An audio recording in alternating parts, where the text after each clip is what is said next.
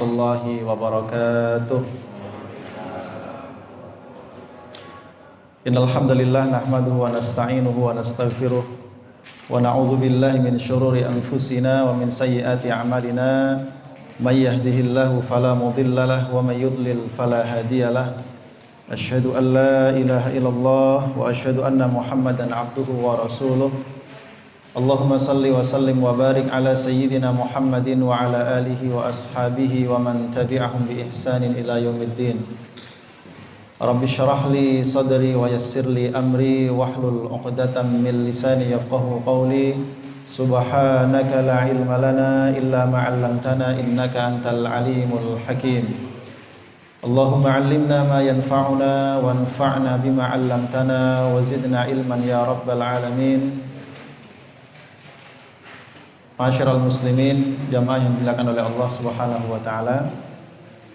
Di kesempatan malam hari ini sejenak insyaallah ya, dengan niat i'tikaf di masjid ya, mengikhlaskan niat karena Allah Subhanahu wa taala.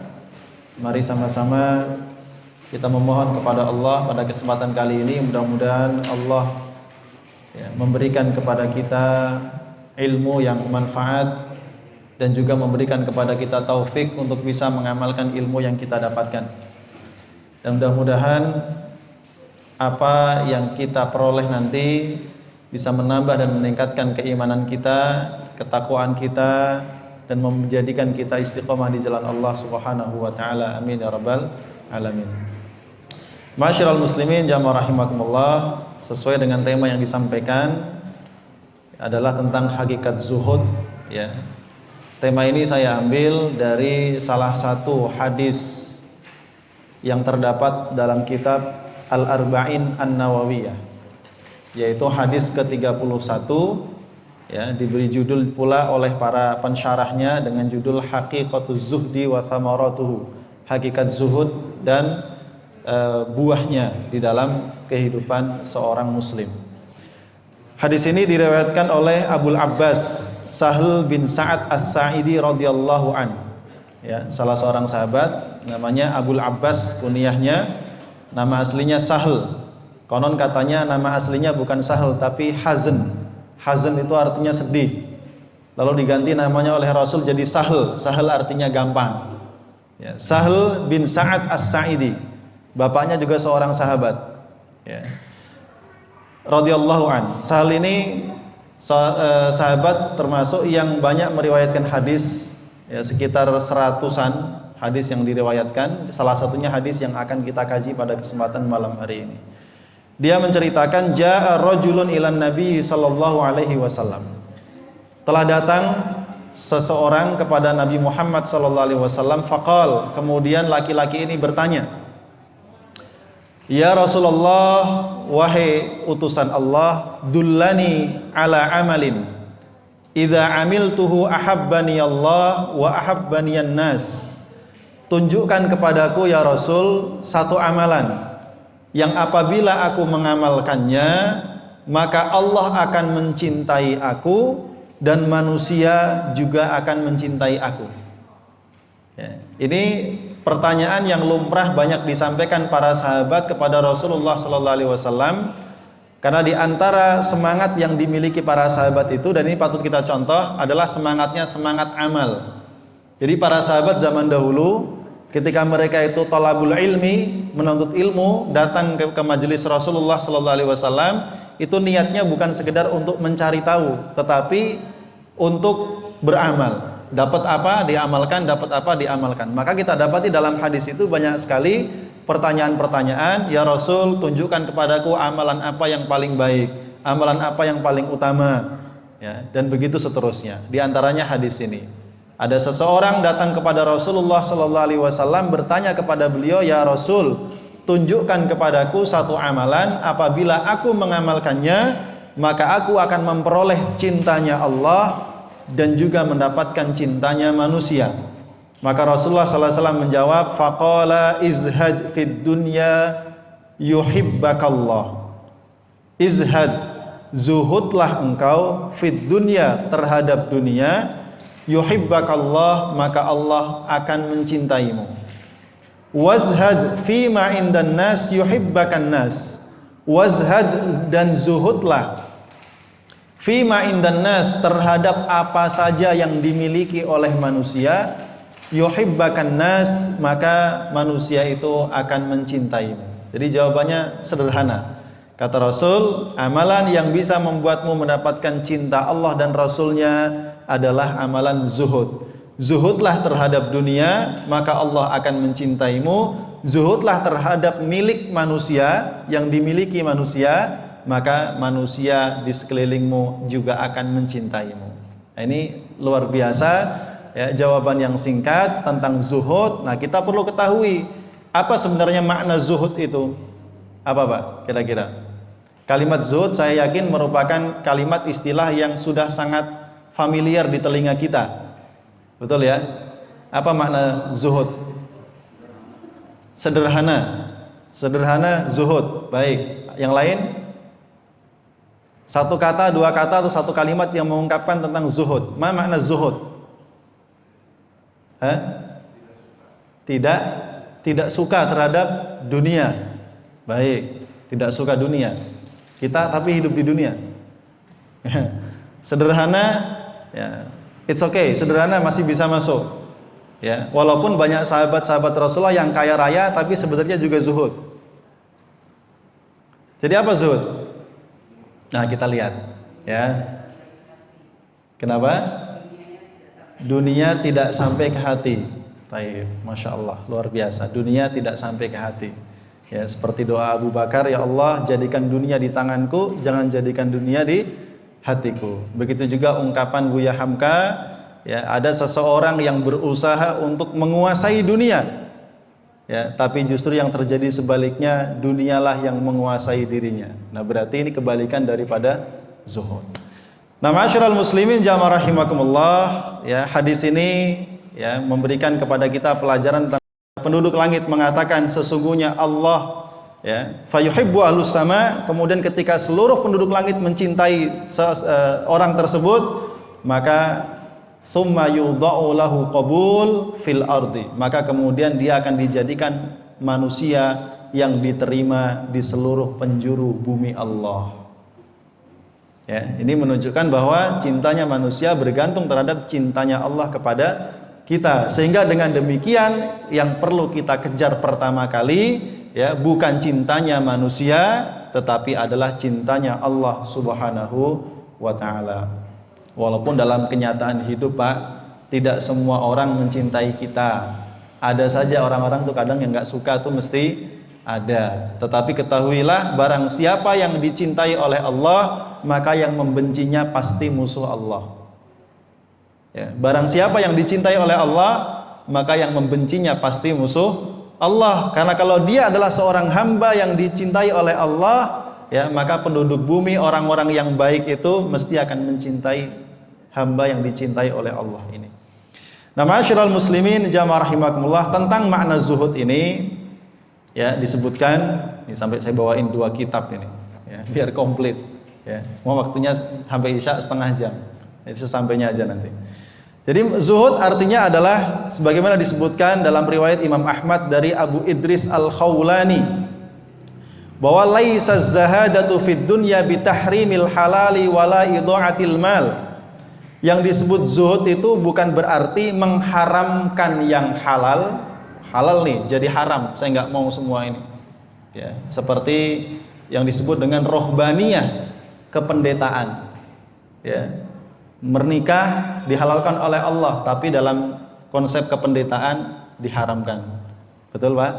Ya, makan makanan yang bernyawa, binatang yang bernyawa, dalam konsep Islam dihalalkan sebagian binatang yang sudah dihalalkan oleh Allah, tapi dalam konsep kependetaan memakan binatang yang bernyawa hukumnya tidak boleh. Nah, Islam tidak mengarah ke sana. Jadi zuhud itu bukan berarti mengharamkan yang halal, tidak pula kemudian menghambur-hamburkan harta. Oh, saya nggak butuh dunia, terus duitnya disebar-sebar ke sana kemari. Tidak begitu, ya. Innamaz zahadatu fid dunya an takuna bima fi yadillahi awthaqu minka bima fi yadaika. Zuhud terhadap dunia adalah hendaknya apa yang berada di sisi Allah lebih engkau rindukan, lebih engkau cintai daripada apa yang berada di tanganmu. Ya. Apa yang ada di sisi Allah lebih kita cintai daripada apa yang ada di tangan kita. Ya. Wa idza usibta musibatan kunta ashadda raja'an li ajriha wa dhukhriha min iyyaha law baqita laka. Ya, dan zuhud itu adalah apabila engkau ditimpa musibah, ya, ditimpa suatu musibah, maka engkau lebih mengharapkan pahalanya di sisi Allah, ya, daripada menetapnya nikmat itu pada dirimu. Manusia itu kadang kehilangan orang yang dicintai, kadang kehilangan apa yang dia miliki, ya. Ketika dia kehilangan itu berarti musibah. Ketika dia mengalami musibah kehilangan tersebut, dia lebih mengharapkan pahala dari Allah atas kesabarannya menghadapi musibah itu daripada mengharapkan harta itu atau sesuatu itu tetap berada di sisinya. Sedih boleh sedih, ya, manusia sedih, tetapi dia lebih mengharapkan pahala dari Allah daripada menetapnya sesuatu itu ada dalam dirinya. Ya, bisa dipahami ya. Nah, kemudian kalimat ini kemudian dijabarkan kembali, ya, oleh para ulama bahwa dengan demikian dari definisi ini bisa difahami bahwa zuhud itu mencakup 3 hal. Yang pertama, hendaknya seorang hamba, ya, lebih merindukan apa yang ada di sisi Allah daripada apa yang berada di tangannya. Dia punya harta, dia punya jabatan, dia punya kekayaan, dia punya segalanya di tangannya, tetapi dia lebih merindukan yang di sisi Allah berupa surga, kenikmatan, ridhonya dan lain sebagainya daripada apa yang di tangannya. Maka apa akhirnya yang terjadi? Akhirnya apapun yang diminta oleh Allah, sekalipun harus mengorbankan apa yang ada di tangannya, dia rela melepaskannya demi mendapatkan apa yang ada di sisi Allah Subhanahu wa taala. Ya. Itu cirinya yang pertama, ya. Maka bedanya orang yang tidak zuhud berarti ketika dia kehilangan apa yang ada di tangannya, ya, atau ketika dia diminta untuk melepaskan apa yang ada di tangannya, ya, dia tidak siap untuk melepaskan apa yang dimilikinya itu. Bahkan sekalipun itu yang meminta adalah Allah Subhanahu wa taala, ya, dia tahu, dia lihat ada masjid, rumah Allah sedang dibangun, dia punya harta banyak, ya. Ketika didatangi oleh panitia pembangunan, diminta partisipasinya, dari situlah ukurannya. Ya, apakah dia akan memberikannya dengan sukarela atau dia memberikannya dengan penuh keresahan dan keriak dan lain sebagainya. Itu yang pertama. Ya. Wa ma min dabatin fil ardi illa 'alallahi rizquha, ya, karena dia sangat meyakini bahwa rizki itu berada di tangan Allah, ya. Apa yang ada di miliknya ketika dikeluarkan dia yakin Allah pasti akan memberikan pahala yang terbaik baginya. Ini yang pertama. Kemudian dari definisi tadi dipahami bahwa ayyakunal abdu idza usiba bi musibatin fi dunyahu, apabila seorang hamba itu ditimpa musibah di dunianya seperti kehilangan harta, ya, atau kehilangan orang yang dicintainya, maka dia lebih mengharapkan pahala di sisi Allah daripada menetapnya sesuatu yang dicintainya itu, ya, bersama dengan dirinya di dunia. Ya, jadi kalau kehilangan, hatinya tidak merasa berat kehilangan itu, ya, tidak merasa kemudian, ya, dia ikhlas, mengikhlaskan. Jadi kalau sesuatu yang dicintai itu hilang dari dirinya, dia ikhlas melepaskan. Dan diharapkan hanyalah pahala dari Allah Subhanahu wa taala. Ya. Kemudian yang ketiga, ayastawiya indal abdi hamiduhu wa dhamuhu fil haqq. Maka dengan demikian yang ketiga, zuhud itu bermakna bahwa dia dipuji ataupun dia dicela, ya, selama dia berada di atas jalan Allah Subhanahu wa taala, maka itu tidak mempengaruhinya. Ya, dipuji tidak kemudian membuat dirinya riya atau merasa sombong, ya. Sekalipun kemudian dicela tidak membuatnya putus asa untuk tetap berbuat kebaikan. Jadi tetap berada di atas kebaikan, di atas kesolehan, tidak peduli komentar orang, ya, baik yang memuji ataupun yang mencela. Itu namanya zuhud, Pak. Ya, itu namanya zuhud. Jadi tidak terpengaruh oleh apapun yang menjadi orientasinya satu-satunya adalah bagaimana meraih cintanya Allah Subhanahu wa taala, keridhaan Allah. Asal Allah ridha, ya, meskipun orang lain, manusia di sekitarnya kemudian banyak mencelanya, ya, atau memujinya berlebihan, tidak mempengaruhi ketaatannya kepada Allah Subhanahu wa taala. Tetap di atas kebenaran. Ya. Wa qala Ibnu Mas'ud al-yaqinu an turdi an-nasa bi sukhtillah. Bahwa di antara bentuk keyakinan adalah, ya, engkau jangan membuat manusia itu ridho dengan cara membuat Allah murka. Ini kadang banyak orang pengen terkenal, pengen viral, ya, pengen banyak penggemar, pengen populer, maka dia melakukan hal-hal yang melanggar syariat, entah itu membuka aurat, ya, atau melakukan hal-hal yang dilarang oleh Allah Subhanahu wa taala, cuman satu, konten. Nah, ini kan banyak di zaman sekarang nih, ya, konten media sosial, ya, kadang-kadang, ya, sangat miris kita melihat, ya, melewati batas-batas, ya, hukum-hukum syariat yang telah ditetapkan oleh Allah Subhanahu wa taala, ya. Kemudian beberapa makna zuhud yang lain disampaikan oleh para ulama, di antaranya perkataan Hasan Al-Basri, "Az-zahidul ladzi idza ra'a ahadan qala huwa afdal minni." Orang yang zuhud adalah kalau dia melihat orang lain, maka dia mengatakan orang itu lebih baik daripada saya. Artinya tidak merasa dirinya lebih baik daripada orang lain. Tawadhu', rendah hati, itu termasuk di antara ciri-ciri zuhud dalam pribadi kita. Kemudian Wahab Ibnul Ward, beliau mengatakan, az-zuhdu fid dunya alla ta'sa 'ala ma fata minha wa la tafrah bima ataka minha. Zuhud terhadap dunia adalah engkau tidak kemudian sangat bersedih hati dan berputus asa karena kehilangan sesuatu dari dunia. Begitu juga ketika datang dunia itu kepadamu, engkau tidak terlalu bahagia. Gimana tuh?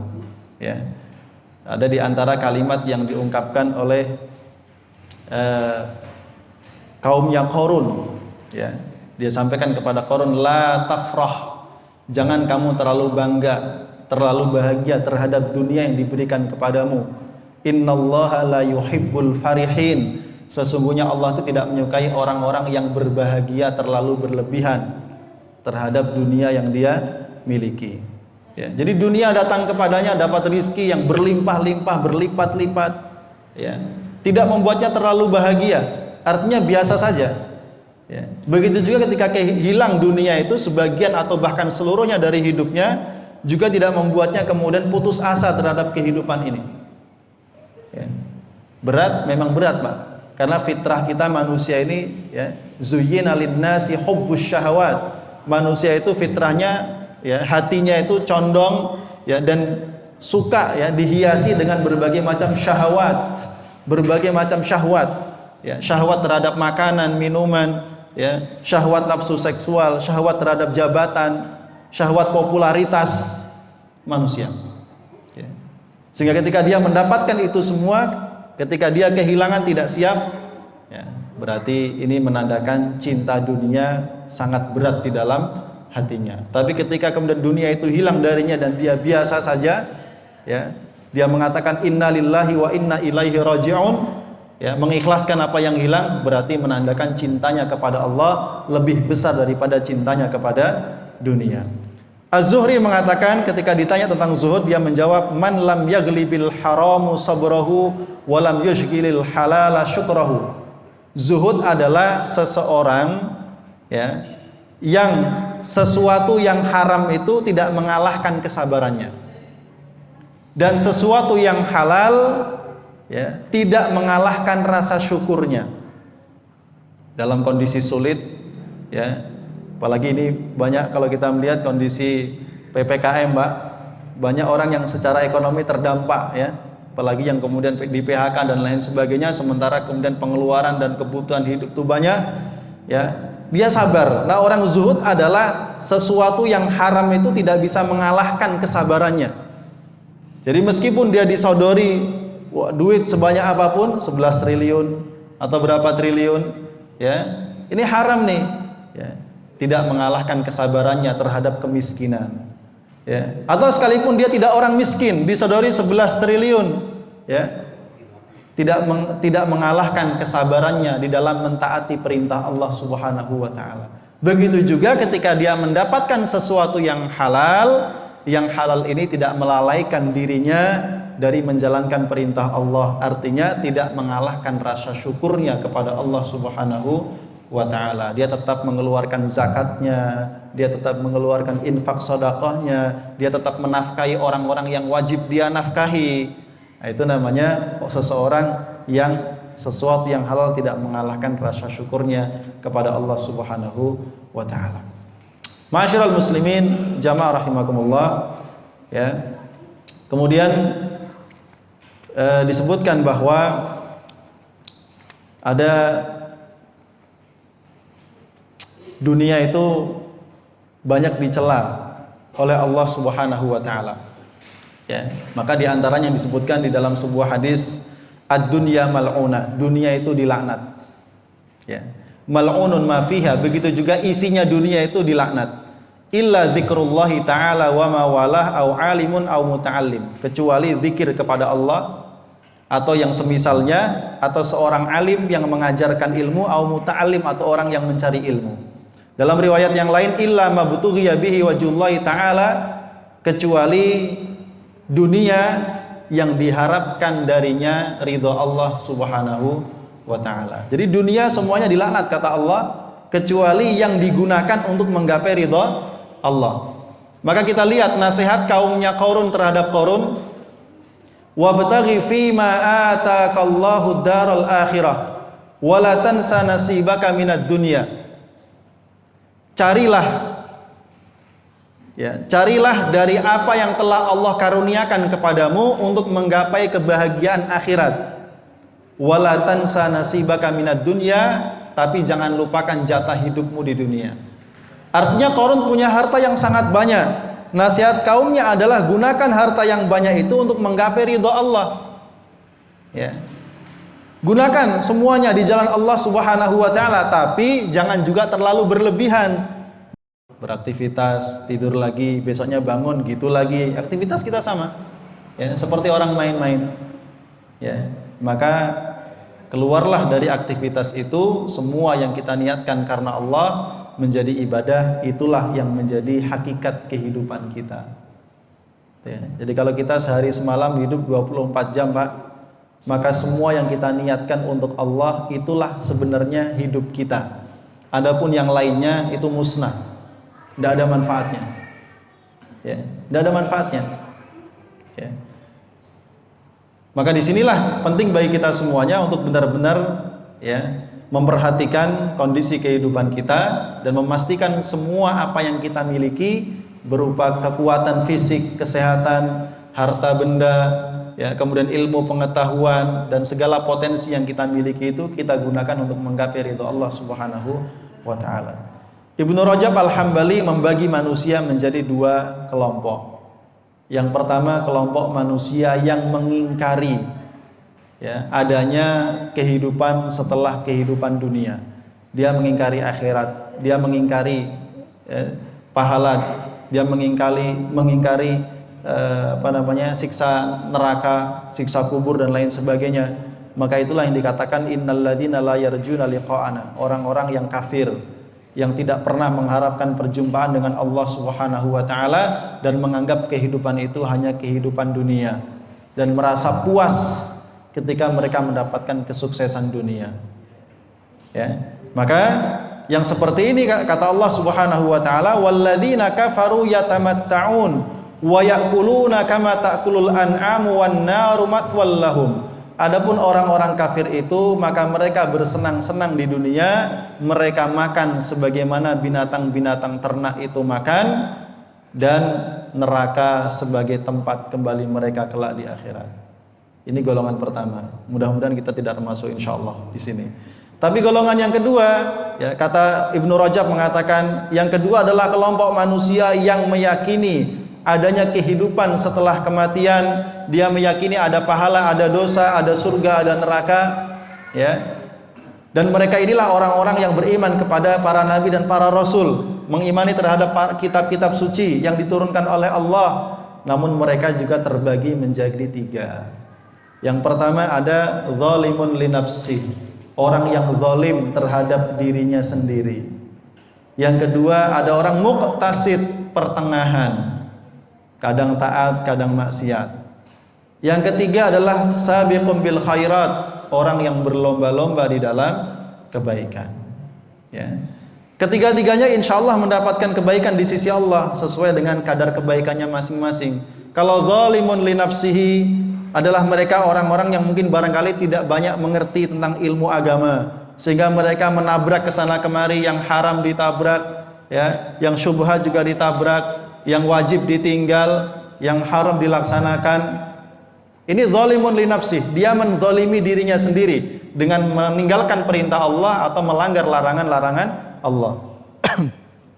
Yang kedua muqtasid adalah mereka yang mengetahui tentang halal dan haram, yang baik yang benar, mengerti kewajiban, mengerti juga larangan, tetapi kadang-kadang nyobain dikit yang haram, kadang-kadang ninggalin wajib, melalaikan, kadang-kadang melanggar. Ini namanya muqtasid, ya. Imannya tidak cukup stabil, kadang kalau bagus-bagus, kalau turun-turun.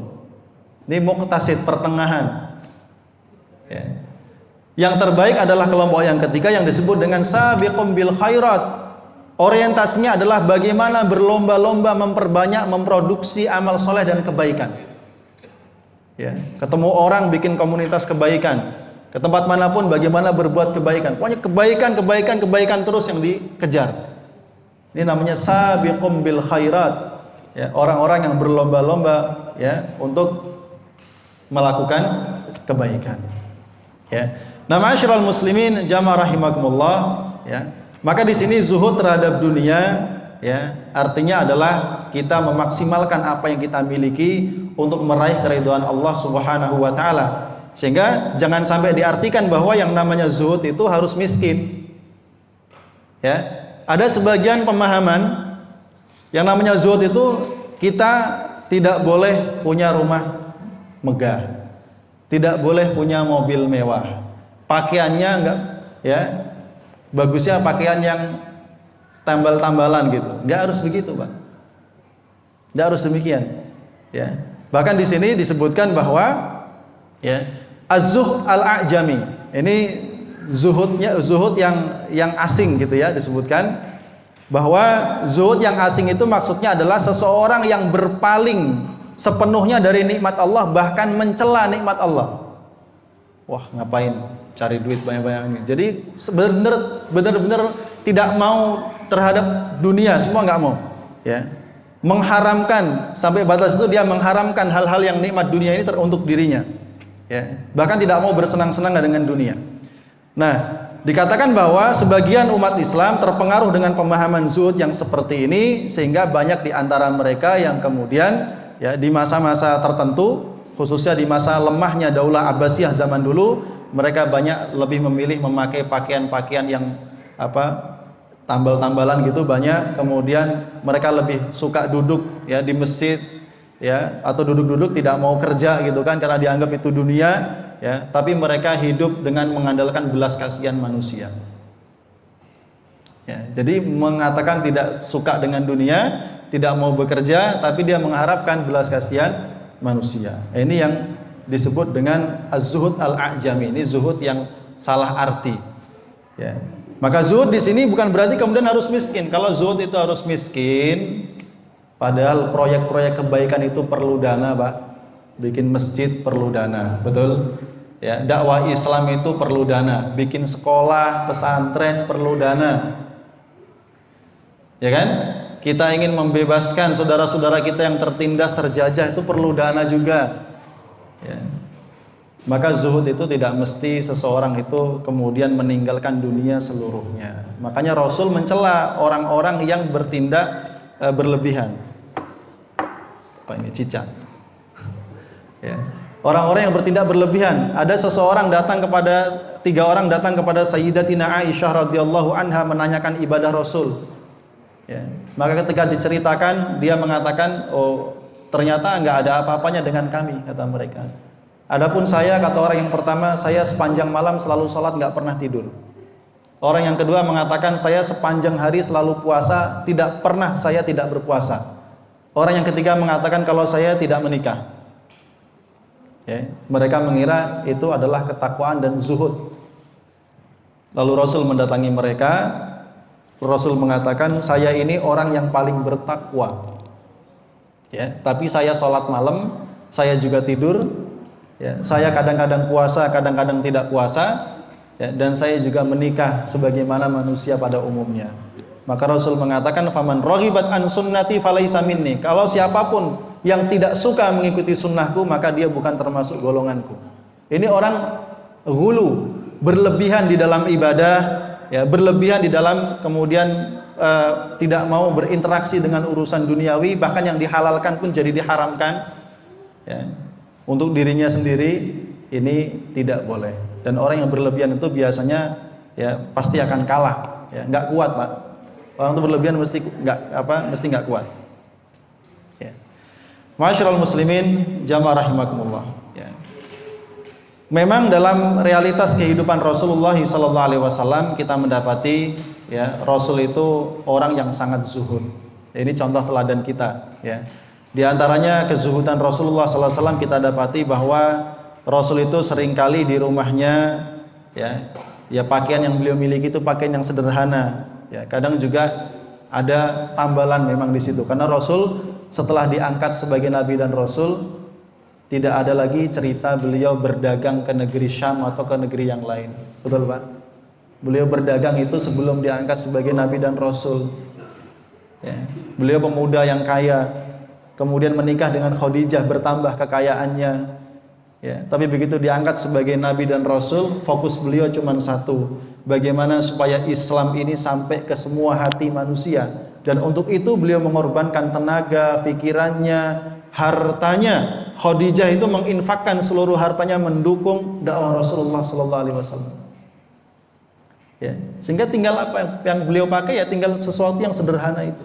Tidak jarang ya beliau dan makan makanan yang roti-roti yang keras, ya, bukan roti-roti yang lembut-lembut, yang keras, Pak, yang sudah nggak enak dimakan sebenarnya.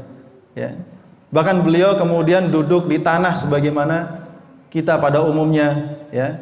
Bahkan dikatakan pernah 2 bulan berturut-turut, ya, dapur beliau tidak menyala apinya karena nggak ada yang dimasak.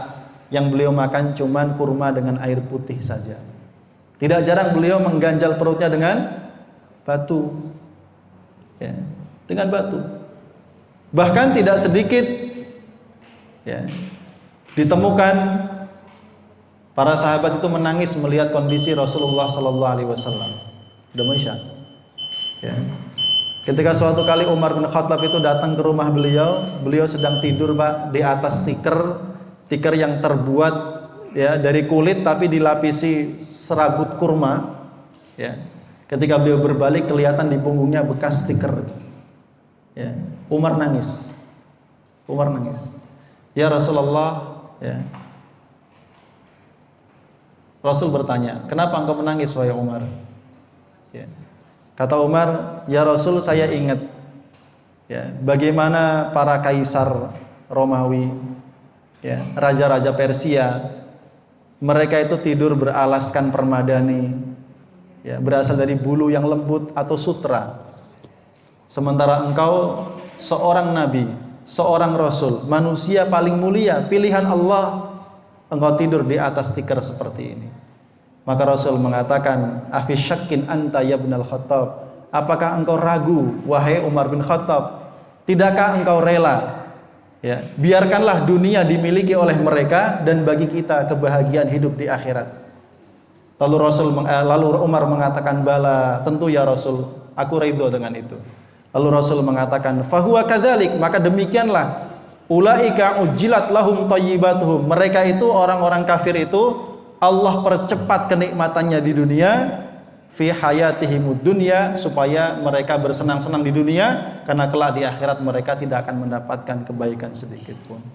Tapi begitu juga kita melihat bahwa, ya, ada 2 orang sahabat Rasul, Utsman bin Affan dan Abdurrahman bin Auf, sampai dijuluki sebagai khazinatani lillahi fid dunya. Mereka ini adalah khazina, ibarat itu berangkasnya Allah yang ada di dunia.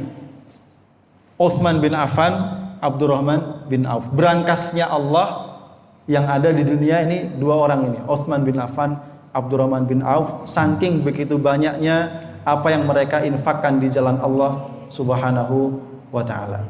Ya.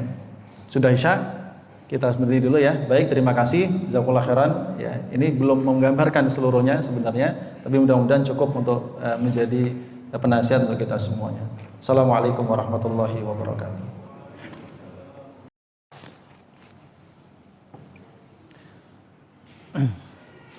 Silakan jika ada pertanyaan bisa disampaikan atau mungkin ada yang mau menambahkan, boleh. Fadhal.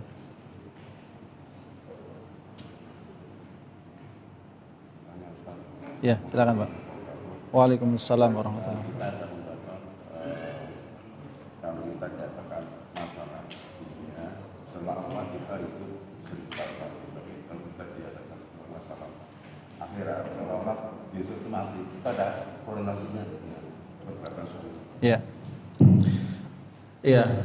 Pertanyaannya ada ungkapan yang mengatakan bahwa ya, terhadap dunia gitu ya, maka anggaplah seolah-olah engkau hidup 100 atau 1000 tahun lagi, tapi terhadap akhirat ya anggaplah engkau besok akan mati. Adakah korelasinya dengan zuhud? Ya tentu Islam dengan konsep zuhudnya tidak kemudian membatasi atau bahkan melarang umatnya untuk bekerja dan mencari nafkah dalam kehidupan. Surah Al-Jumu'ah, fa idza qudiyatis salatu fantashiru fil ardi wabtaghu min fadlillah wadhkurullaha katsiran la'allakum tuflihun. Di sini ada perintah bahwa ketika engkau sudah menyelesaikan sholat Jumat, fantashiru, silahkan bertebaran ke muka bumi, wabtaghu min fadlillah, carilah karunia Allah. Artinya apa? Silahkan bekerja, silahkan cari di antara apa yang kamu butuhkan di dunia ini. Ya, tidak dibatasi. Bahkan di dalam sebuah hadis disebutkan, ya, ada sahabat ini lewat bersama Rasul melewati seseorang yang sedang bekerja sangat giat. Maka sahabat ini mengatakan, para sahabat ini mengatakan, ya Rasul, seandainya orang itu bersungguh-sungguhnya fisabilillah.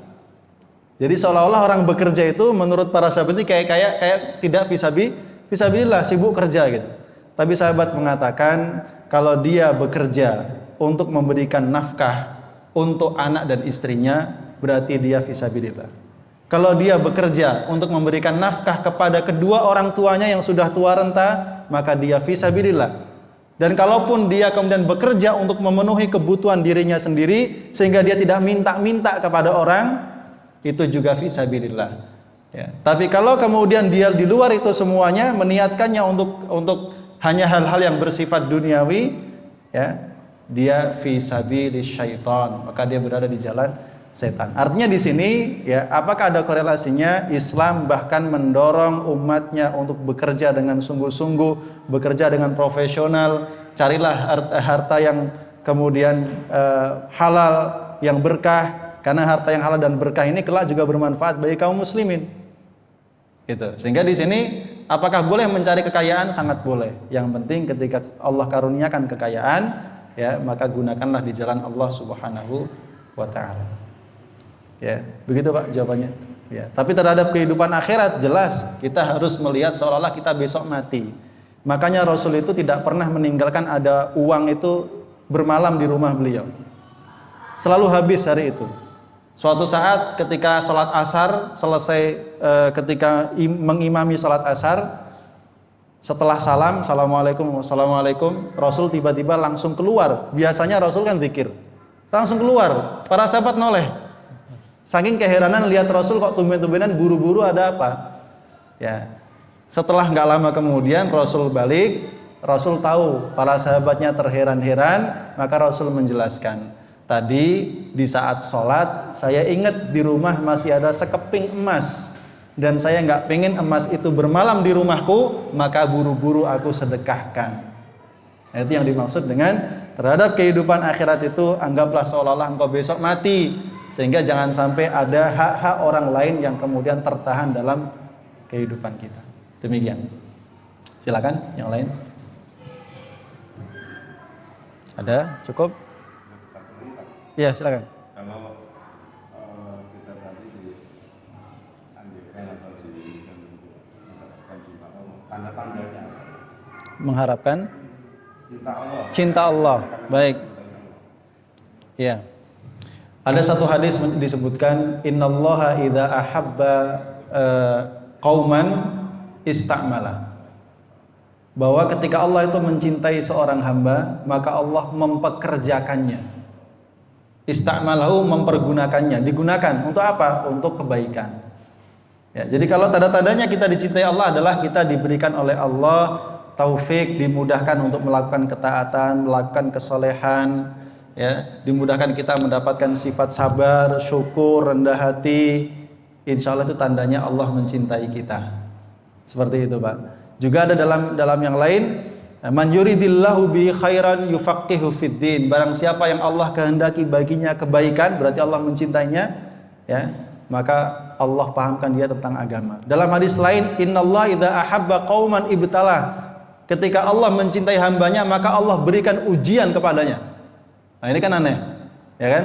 Ketika Allah mencintainya, maka Allah berikan kepadanya ujian.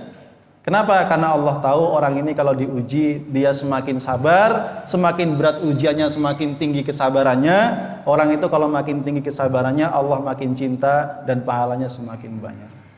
Ya, jadi itu tandanya. Selama kita dimudahkan di dalam kebaikan itu, tandanya Allah telah mencintai kita semuanya. Begitu juga sebaliknya, apa tandanya Allah tidak mencintai kita? Tandanya kita dipersulit untuk berbuat kebaikan. Ya, semakin lapang mudah ya jalan kita berbuat keburukan. Jangankan itu, untuk sekedar menyebut nama Allah pun mungkin sulit. Dapat nikmat nih, alhamdulillah aja lupa. Ya, apalagi yang lain. Nah, itu yang perlu kita perhatikan di dalam kehidupan ini. Jazakumullah khairan. Ada lagi yang lain? Tafadhol. Cukup ya? Baik, ya, mudah-mudahan bermanfaat. Mohon maaf atas segala kekurangan dan kekhilafan. Wassalamualaikum warahmatullahi wabarakatuh.